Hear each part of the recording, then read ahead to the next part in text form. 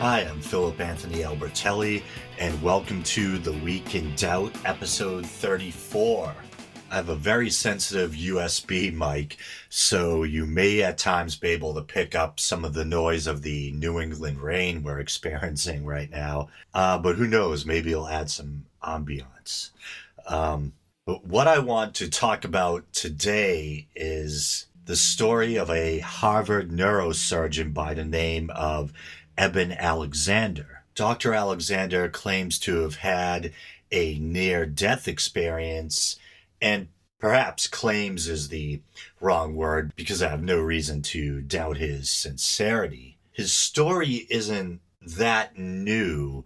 I believe he had the experience in 2008, and you may have seen his story mentioned a while back in an episode of Morgan Freeman's Through the Wormhole, which was about the afterlife. I believe it was the same episode in which they interviewed anesthesiologist Stuart Hameroff and talked to him about his theory about microtubules and the possibility of consciousness existing outside the brain. If you've been listening to the show for a while, I've talked about Hameroff's theories a couple times in past episodes. As we know, near-death experiences usually occur when someone is temporarily or clinically dead, or when they have some brush with death. In the case of Dr. Eben Alexander, I hope I'm pronouncing his first name right. I hear some people pronounce it Eben, some people pronounce it Eben. But in an interview with him that I listened to last night in preparation for the show, he referred to his son, who's his namesake, and he pronounced his son's name Eben. So I'm assuming it's Eben. My apologies if it's not. But back in 2008, he had slipped into a coma after contracting a very rare type of bacterial meningitis. The way he tells it, he was suddenly experiencing this agonizing back pain and then these terrible headaches, and then he ended up going into the coma. And there's a lot of NDEs, or near-death experiences, out there. They're not all that uncommon. I think what makes this one so fascinating is that the person who had the experience is a well-respected neurosurgeon who's taught at Harvard University for years. And I have to admit, for a skeptic, this one does make me quake in my boots a little, in full disclosure, because you have someone like me who's, I guess maybe I'd refer to myself as a fairly intelligent layman, but I'm certainly not a medical doctor, and never mind a neurosurgeon. So when you have a neurosurgeon claiming to have had a near-death experience and claiming that it can't be explained away medically, it does give you pause, because who would know better about the brain and how it works than a neurosurgeon? And he claims that his near-death experience occurred while his neocortex was virtually non-functional. And according to this article I'm reading, the neocortex is part of the cerebral cortex, along with the archocortex and paleocortex, which are optical parts of the limbic system. In humans, it is involved in higher functions such as sensory perception, generation of motor commands, spatial reasoning, conscious thought, and language. So the doctor is claiming that the near-death experience occurred while conscious thought was basically impossible due to the state of his neocortex. And as a skeptic, I think the first thing that occurred to me was, and I actually heard Cenk Uygur and the Young Turks while covering this story kind of echo my thoughts. Well, how do we know that the near-death experience took place while his neocortex wasn't functioning? I'm sure he wasn't able to keep track of time while in a coma. So how do we know that this was an experience that occurred while he was slipping into the coma, while his brain was still somewhat functional, or maybe near the tail end of the experience, right before he gained full consciousness or something like that. And I have to say, while I was listening to the interview, and I believe it was a show called Skeptico, and they were lucky enough to do an interview with Dr. Alexander, and he seemed very, very certain that this wasn't a product of the brain, and that he really had some kind of spiritual experience.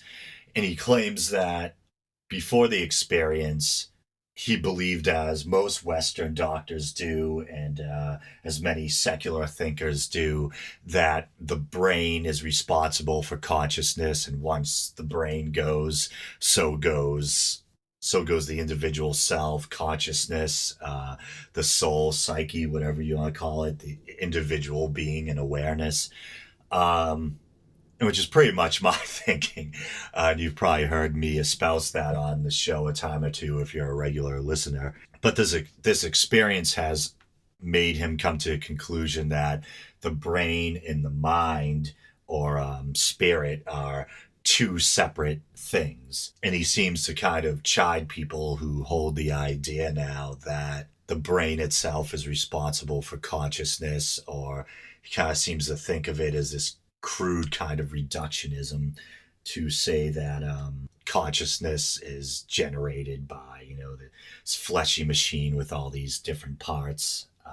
So back to what I was saying about time and how do we know when his experience occurred. Well, I have to admit, as confident as the doctor sounded during the interview, the one time when he did seem a little unsure is when the interviewer asked him the same thing. How do we know that this grand spiritual experience took place during the time when your neocortex wasn't functioning? And the doctor didn't seem to really have a solid answer. He said he tried to piece things together by matching up some of the elements of the near death experience to times when maybe people in the real world were trying to communicate with him or talk to him.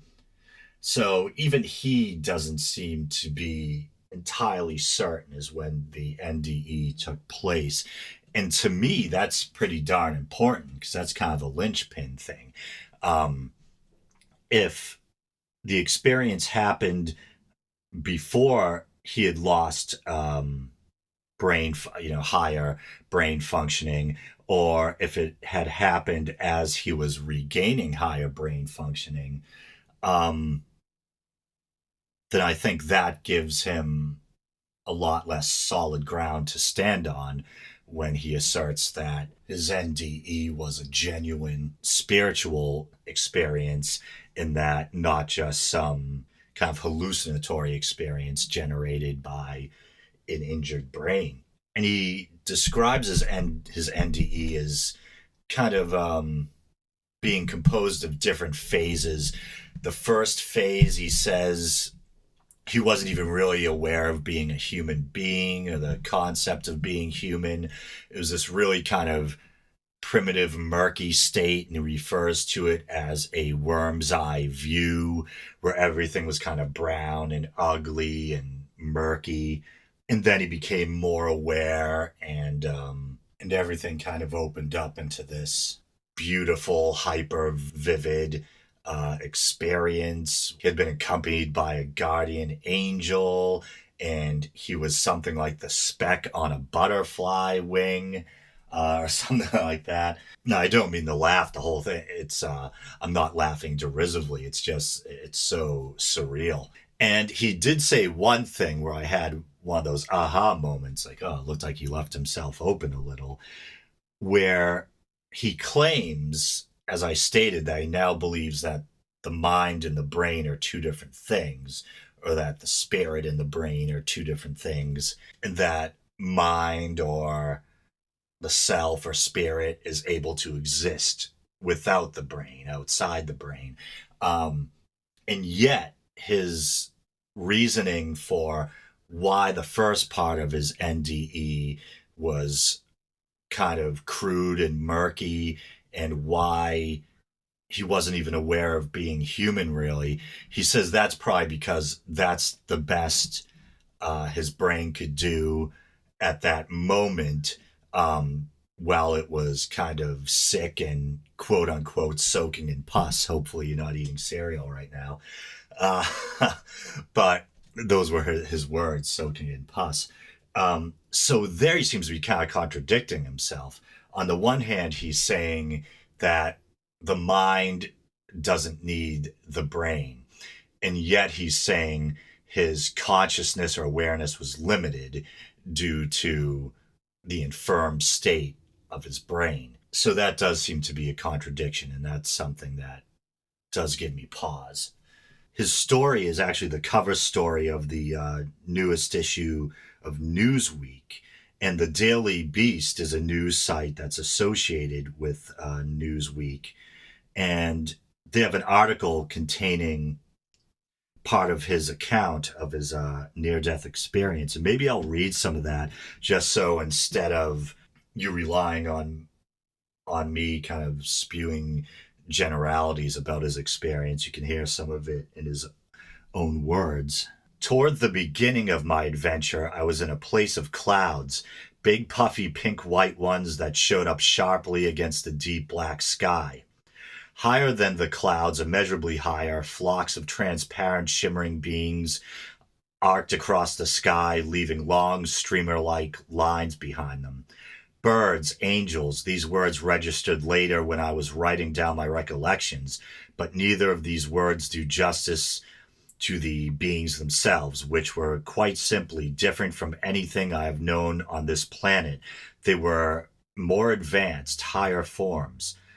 A sound, huge and booming like a glorious chant, came down from above, and I wondered if the winged beings were producing it. Again, thinking about it later, it occurred to me that the joy of these creatures as they soared along was such that they had to make this noise, that if the joy didn't come out of them this way, then they would simply not otherwise be able to contain it. The sound was palpable and almost material, like rain that you can feel on your skin but doesn't get you wet. And then this is from Huffington Post. Alexander says that he traveled through this heaven surrounded by millions of butterflies with a woman. The woman gave him three messages. You are loved and cherished dearly forever. You have nothing to fear, and there is nothing you can do wrong. Eventually, the neurosurgeon awoke from the coma. He penned a book, Proof of Heaven, describing his journey. The book is due out October 23rd. And actually, that account skips the quote unquote worm's eye view portion that he says starts out the experience. Both that interview with Skeptico I listened to last night and in the episode of Morgan Freeman's Through the Wormhole, you can hear him talk about that worm's eye portion of the experience where he claimed maybe his consciousness, that kind of crude level of consciousness was all his brain was capable of supplying him with at the time, which seems to contradict his claim that the brain and consciousness are separate and that the mind doesn't necessarily rely on the meat brain, if you will. And I think another reason why I wanted to talk about this story is because it would give me an excuse to talk in some detail about near-death experiences in general. I've mentioned the subject quickly in passing in earlier episodes. I think kind of lumping them together with things like accounts of ghostly visitations and stuff like that, and that the reason why I lump them together is because they're anecdotal and as compelling or not so compelling, depending on the individual story, as they might be, that they don't really provide any empirical evidence for life after death. But I have to admit, as a skeptic, I think near-death experiences are one of the few things that can at times, to maybe some small degree, make me doubt myself. Because on the one hand, who am I to question these life-changing experiences that people go through? It almost seems arrogant of me to say, hey, that experience you had that was so profound and life-changing? Well, I think it was just a product of the brain. even though you who had the experience claim it was a spiritual experience. So I'm always trying to tread lightly when I cover this topic because I myself have never had a near death experience. And although my reason leads me to conclude that they probably do have their roots in the brain, um, I know that it can seem very presumptuous to try to tell someone else what the nature of their profound experience is or was. I think they also make me doubt myself because I say, if so many people have had these experiences, maybe there's something to them.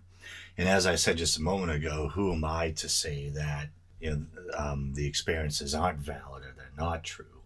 Well, I think whether they're actual supernatural or spiritual experiences or they're just products of the brain, either way, in a sense, they're valid in that they have meaning for the people experiencing them. One of my pet peeves about religious people is sometimes they can seem to be stubborn or irrational in the face of reason and logic and facts. Um, Probably understandably to some degree because no one wants to be told that their heartfelt beliefs are wrong, or if you have these kind of supernatural or religious views that are at the core of your worldview, it can be painful to have someone try to take those away. So automatically, I think you can end up being kind of guarded or defensive. And I want to make sure that I'm not guilty of the same thing. I can remember when I was a kid, maybe even all the way up until my teens and early 20s before I really fully let go of any hope that there still might be, something to the supernatural claims and the tenets of the religion that I was brought up with, Roman Catholicism in my case. Even though I had these strong doubts, I remember I would watch documentaries on the supernatural or cryptozoology. It could be Bigfoot, the Loch Ness Monster, or it could be life after death or the Shroud of Turin. I remember my gut instinct was always, oh, come on, prove it to be true. I know it's probably too good to be true, but maybe at the end of the documentary we'll find out it's for real. Um, and because it was part of me that still wanted to believe there might be that kind of magic in the world, or there might be something more, there might be something afterwards, after this life. So my gut instinct, at least to myself, even though even then I was skeptical and had strong doubts, was to hope that maybe someone would come up with some kind of evidence for the afterlife, or that the Shroud of Turin was really the burial cloth of Christ, or that there is some gigantic prehistoric beast dwelling in the murky depths of Loch Ness or something like that. And now I find nowadays it's the opposite. Maybe I've been a non believer for so long that I'm starting to become almost too comfortable in my unbelief that I don't want to be proven wrong now. And so if I'm watching a show, whether it's something on the Shroud of Turin or something on near death experiences, I automatically side with the skeptic being interviewed, and I hope that the believer won't have any good arguments, or that he'll be easily proven wrong. Probably, the same as a religious person, because I have a fear of having to change my worldview, or um, having my core beliefs challenged. So, I mean, in a weird way, I'm kind of proud of myself for at least being able to step back and realize I have this problematic thinking going on, because then I can kind of address it or stay vigilant and try to maintain my objectivity. So, could there be something to near death experiences? Might they really be the kind of adventures of the soul outside the body?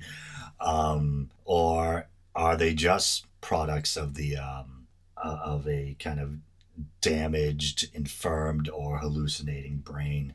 I mean, I'm a skeptic. That's who I am. I think I still haven't seen any really compelling evidence. I mean, this might be one of the best cases, this case of Dr. Eben Alexander.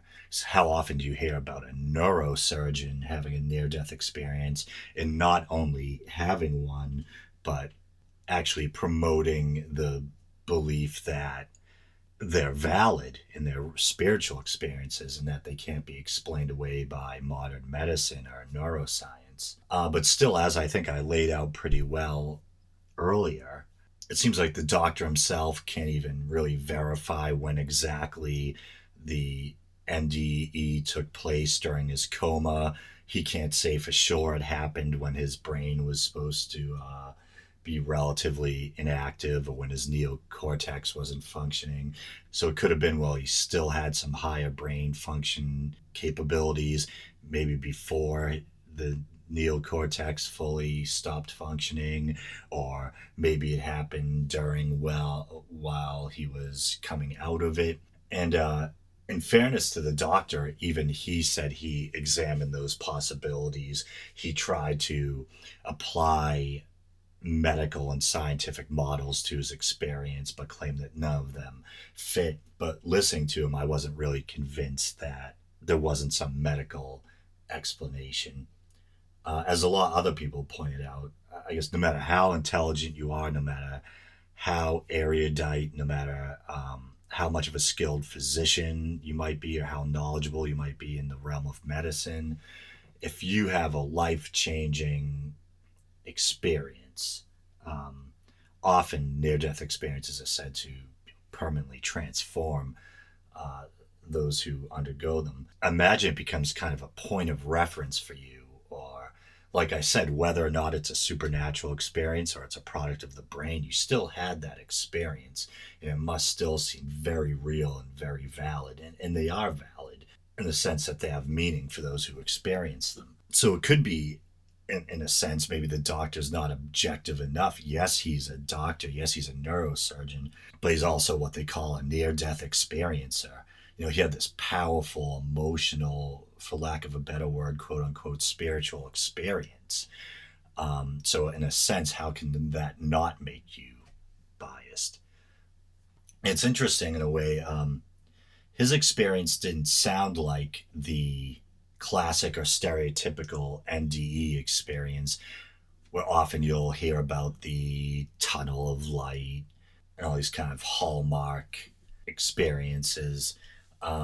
His seemed much more unique or original, almost like this mind blowing psychedelic experience. I think when I kind of put my skeptical glasses back on and take a good look, hunker down, take a good look at the concept of near death experiences and try to ask myself, what is it about them that makes me doubt their validity? I think one of the things is, often people say, well, there are all these hallmarks, as I just said. There's these aspects of them that you find repeated throughout different stories of people who've experienced them, such as the tunnel of light. But also, it also seems like there's a cultural filter too. Uh, if you're a Christian, if you're a Buddhist, if you're a Hindu, a Muslim, um, people have experiences that reference their personal religious views or their cultural beliefs.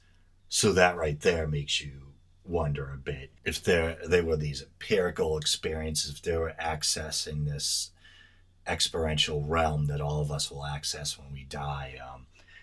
You would think that maybe it would be the same for all of us, and instead of reflecting various man-made religions, unless you want to get really creative, and there's some people who try to say that maybe heaven is different for each one of us. It's kind of tailor fit for each one of us.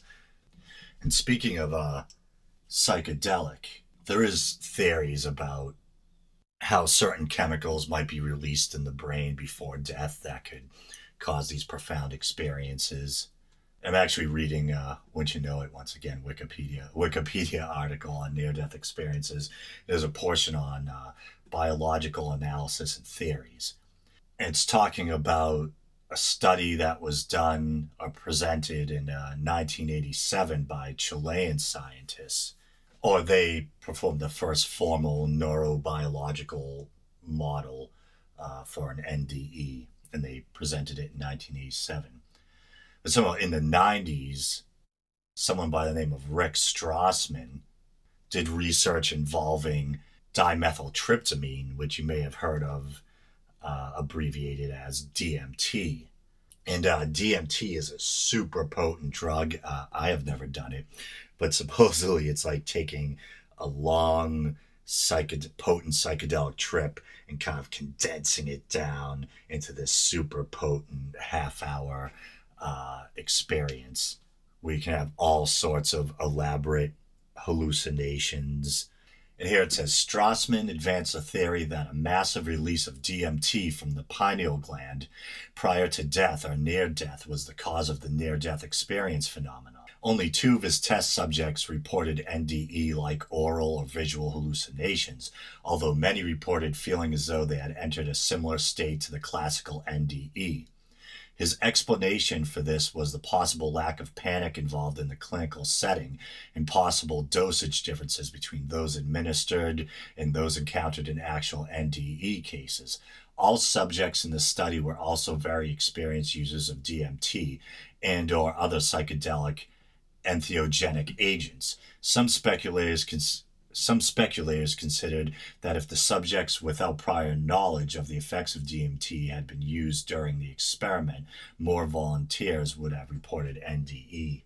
But it's funny, I don't know what I think about his theories nowadays, although I still have affection for him. But I used to be an admirer of Terence McKenna, who is an ethnobotanist who did a lot of research as well as partaking in the use of uh, different psychedelic plants and hallucinogenic compounds.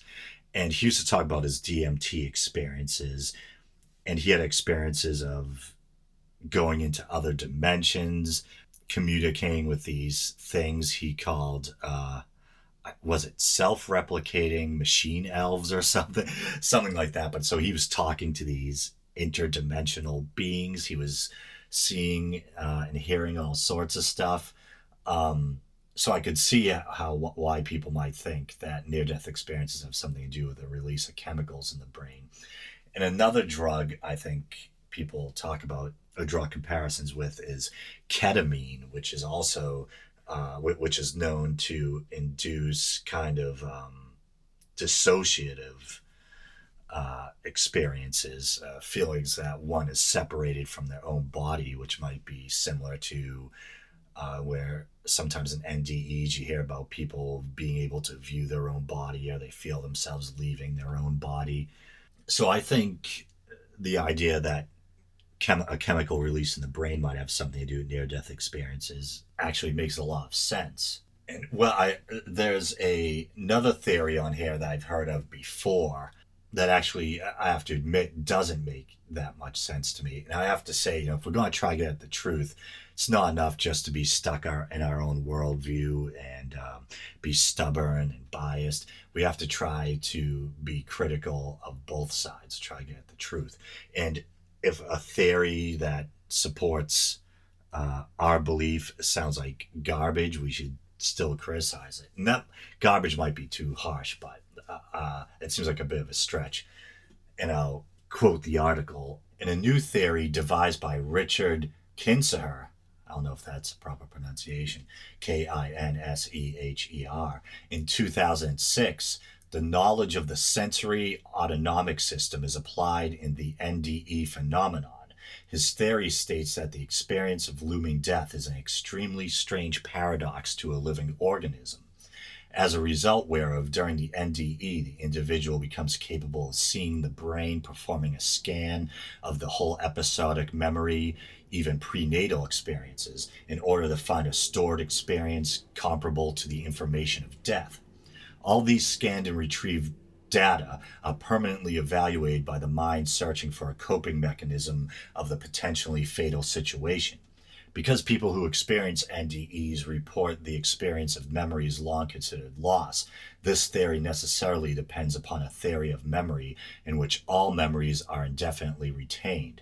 Alternatively, the memories were not lost at all but had simply been retrieved for a considerable period. The theory also states that an out of body experiences accompanied by NDEs are the attempt by the brain to create a mental estimation of the situation and surrounding world. The brain then transforms the input into sensory organs and stored experience into a dreamlike idea about oneself and the surrounding area. I don't know if you have the same opinion as me or the same reaction, but I think that theory is a bit of a stretch. I think a chemical release in the brain, or things like a brain starved of oxygen, parts shutting down, the narrowing of the field of vision, which could explain, say, the tunnel of light effect. I think things like that better explain the hallucinations and the kind of hallmark experiences of an NDE than this kind of far out but creative idea that the brain of a living creature about to experience death can't handle the paradox. So it does a whole scan of the individual's past. I don't know. I don't even know how you would prove that or try to prove it. I mean, who knows? There could be something to it. I'm not a scientist, but it seems a little far fetched.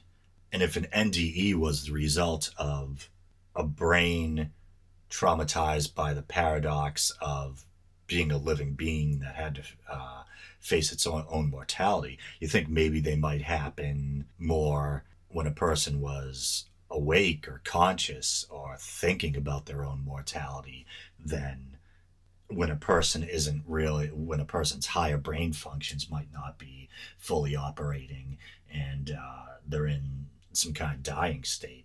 Does an individual who's lost consciousness and dying even know they're dying? If you got hit by a car and were hanging on by a thread or dead and then you resuscitate or something, wouldn't, at least to the outside world, you be out like a light? And would your subconscious brain even realize that you were dying? And if it did on some level, would it still see that as a paradox and initiate some kind of scan of your entire life's memory? I don't know. Maybe I'm looking at it wrong and there's something to it, but it seems a little far fetched.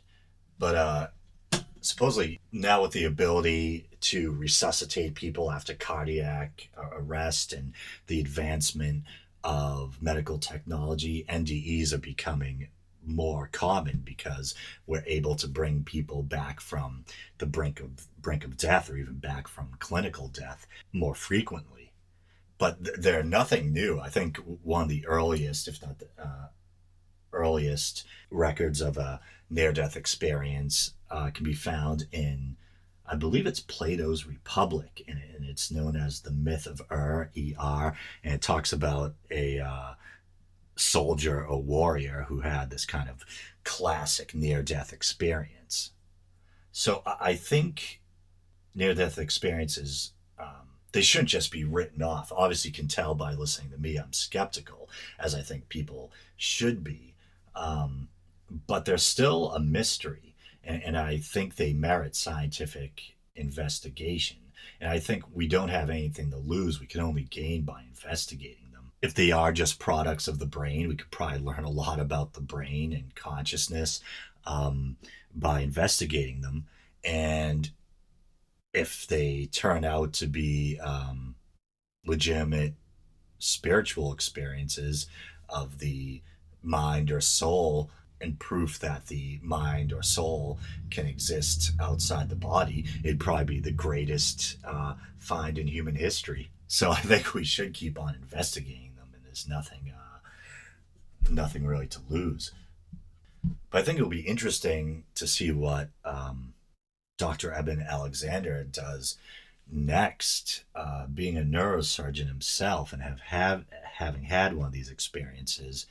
It'd be interesting if he could come up with any ways to try to investigate them more successfully than what's been done in the past. I hope as a neurosurgeon he doesn't, or as a medical doctor, he doesn't kind of sit on his laurels, so to speak, and that he continues to investigate these experiences. I might disagree with him. I might be diametrically opposed in that.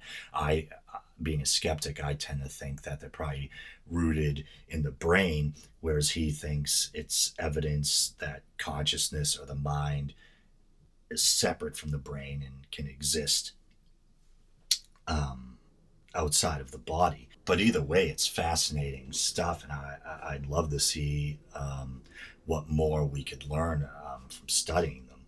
But you go without saying, you don't have to discount these experiences just because I do.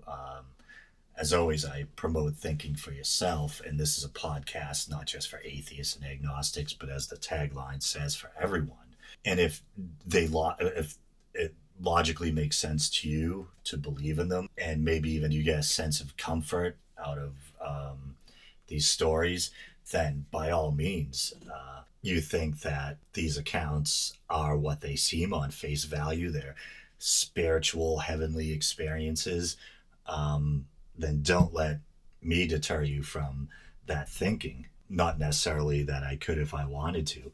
Um, One of the things that makes life interesting is that we all have our own point of view, we all have our own beliefs.